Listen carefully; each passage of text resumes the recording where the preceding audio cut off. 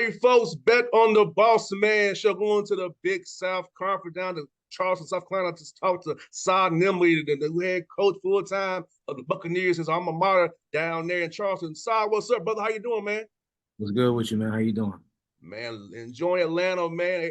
70 degree morning right now. Got my walk in, so shoot, it's all good, brother. I feel that. I feel that. Yes, sir. Hey, man, how does it feel, man? Had a full time gig now, being the man at your alma mater, man, and just be able to lead this program and put your spin on it now, brother. It feels good. To be honest with you, it feels really good. Obviously, I played here. Um, being able to give back in this way is important to me, and I'm very invested in the success of this program, and I'm just glad to be here. I'm very grateful and glad to be here. No doubt, man. And I talk about what Coach Barkley been to you, man. I know he had him on the show a few times as well. And Coach Herrera, Coach was a good guest to travel on the show, man. What did he mean to you personally and helping you in your career as a coach and kind of giving you the tips and nuggets you need to step over that one seat, man? Yeah, coach, he means a lot, man. I mean, he obviously gave me a start. He gave me an opportunity to play college basketball, and then he gave me an opportunity to coach college basketball. So, I'm forever indebted to him in that way. But he's taught me a lot, man, through the years. Coached under him for 4 years and some change, and just a lot of stuff. He gave me a lot of responsibility early on and increased that responsibility as the years went on. So, in a sense, he really prepared me. He really prepared me for this moment. No doubt. And for you, did you ever envision in your mind getting into coaching when you was playing, or is this kind of something that's kind of after you got through playing overseas, man? I want to keep staying with the game and start coaching. Nah, it's something I saw. When you get to college, at least for me, I didn't really know what it is that I wanted to do other than hoop when I first got there. But as I started to mature, get a little older, I think probably my junior year, I knew that coaching was a thing for me. I wanted to stay around the game. Being a point guard, you're ultimately a coach on the court. So um, I just thought it was a fit, and I kind of knew that's what I wanted to do moving forward. And for you, my brother, what's going to be like the close of your program for a young man listening to this interview today who want to come play for you in the future? Like, what things are like non-negotiables they got to be a part of your program going forward? Yeah, I'll probably just touch on two things. The first thing is, our motto, I would say, is EDIG 7, EDIG 7.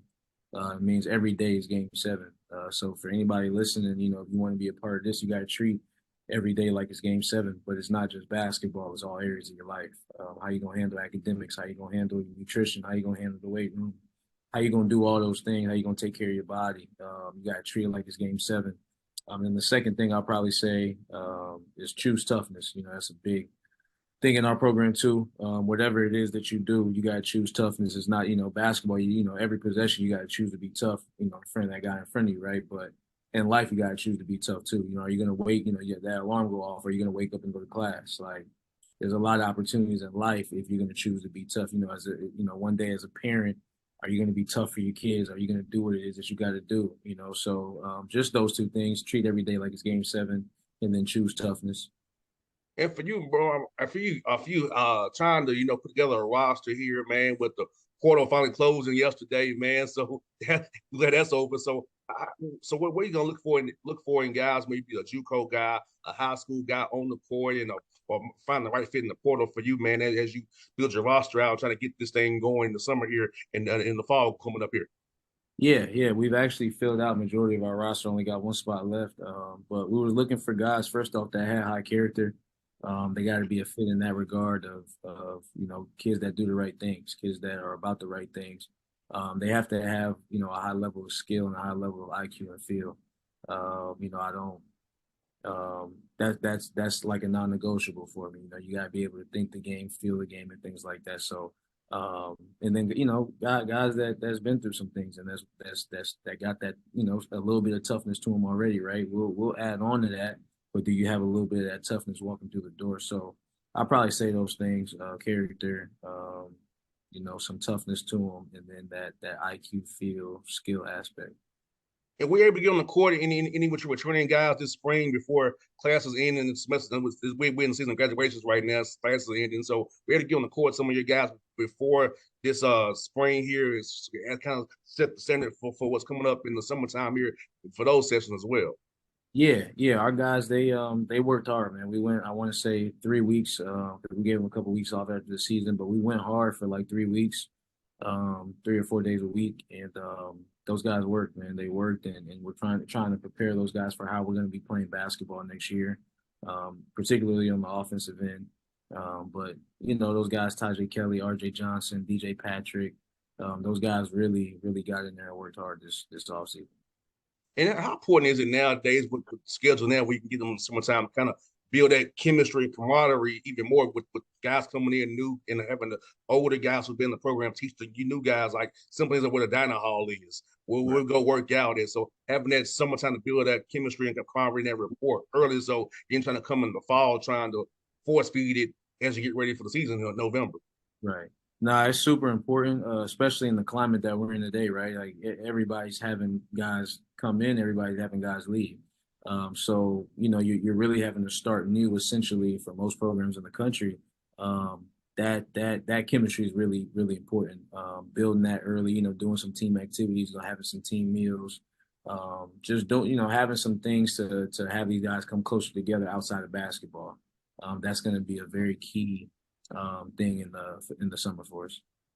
No doubt, man. You're in the Big South, man. It's one of the better mid-major conferences in the country. So talk about that, man. Coaching that league, man, and how the quality teams from top to bottom in your league every night when you're trying to prepare to play these teams in your league, man. Right. This year was probably the most even it was from top to bottom. With the portal has changed things, right? It's not just high school kids coming up like these. Everybody in the league, they're getting transferred from higher levels and things like that. So the quality of the basketball has tremendously increased. It's tough though, man. Every night, I know back when we played, there's probably a game or two where we kind of walked in and thought we was going to win. You know what I'm saying? But it's not like that anymore. Every game's a dog fight, and it doesn't matter how bad a team's playing either. They could beat any team on any given night. So it's I think it's actually a good thing because you have to stay locked in throughout the entire 16 game schedule. You got to stay locked in. I think that's good for the league. And now with scheduling in the non-con, so how you gonna approach that now with having to play some guaranteed games, of course, to raise money, but do you test them too much, or you kind of get a few wins here or there? You kind of find an even balance between hard and games that you can win. So how you gonna go about scheduling these games? And now you've been the head coach now. Yeah, I think you got to find a balance. That balance of being able to raise money and do some of the things that you need to do to operate at a high level, but at the same time putting together a competitive schedule that that gives your guys a good chance to win. So it's like I said, it's just trying to find that balance. We do have some things on the schedule, and you always want to give them a good experience too. With some guys being from some different regions, maybe you want to get them back to where they're from as they get older and things like that. So all of that kind of goes into scheduling, but we're definitely trying to put together a super competitive schedule while also making sure that we meet what we need to meet financially to operate the way we need to operate. And I'd probably say your two toughest jobs are probably recruiting and scheduling, probably the two things that take the majority of your time, probably. Yeah, for sure. I mean, that's winning and losing right there. Every mentor I've had has told me the most important thing is having players. The next most important thing is who you schedule. So just making sure that in year one that we're doing a good job of that and giving ourselves a great chance to be successful. And off the court, Coach Nimley says also, what some things you're gonna do for your guys for us internships and trying to help them develop themselves off the court, because you and I both know the game starts for us all at some point in time. So things that you're gonna do for helping resources on that regard as they prepare for life after basketball once that time comes. Right. We're gonna have a panel of speakers coming in and kind of talking to those guys about life, like real life things, not like credit, finances, how to change your time, things to kind of help them prepare for what the important things in life that they're realistically not thinking about. Because I was there one day too, I wasn't thinking about those things. but also getting involved in the community, right? With these elementary schools, middle schools, making sure these guys are going out, showing their face in the community, reading to students, getting involved, coaching some of these guys, doing clinics and things like that. So we do have some plans to really get involved in the community and try to help better these guys outside of basketball. No doubt, man. And for you, man, coach, like as you taking this journey, man, what's been the like some things you learned about yourself as you went from being an assistant to a head coach now, and as you seem to learn more and more about yourself as being the head guy in charge now. So how's that process been for you, brother? Yeah, it's been interesting, man. Like you said, you do learn a lot about yourself. And I'm learning every day. And I'm kind of soaking it all in. But really, just communication, right? Communication is a big thing, but it's even bigger when you're the last and final voice. And these kids, it comes through their ears a little differently. If I say something, or as an assistant, if I said the exact same words, it resonates differently in their ears. So just kind of understanding that piece, being able to navigate that, being able to choose my words wisely, being able to effectively communicate, because people, these kids also receive things differently. Oh yeah. Some kids they receive it and it doesn't bother them. You say the same thing to another kid, it might bother him. So just being able to effectively not just communicate, but effectively communicate to the different personalities that we have on the team. No doubt, brother. That's something that I had to learn too as a young host of how to talk to my interns. I can't use the same tact with every intern I have. So I Yeah, learned that on the fly too, my brother. I feel you. I feel you. Now for you, man, like I know when I was a co-host, I was giving suggestions. I know as a assistant coach, you giving suggestions. So how was it going from getting professional suggestion maker to decision maker? How was Right. that? Yeah, it's like it's different, and you go from giving suggestions to getting suggestions. So just kind of learning how to navigate that because it is different.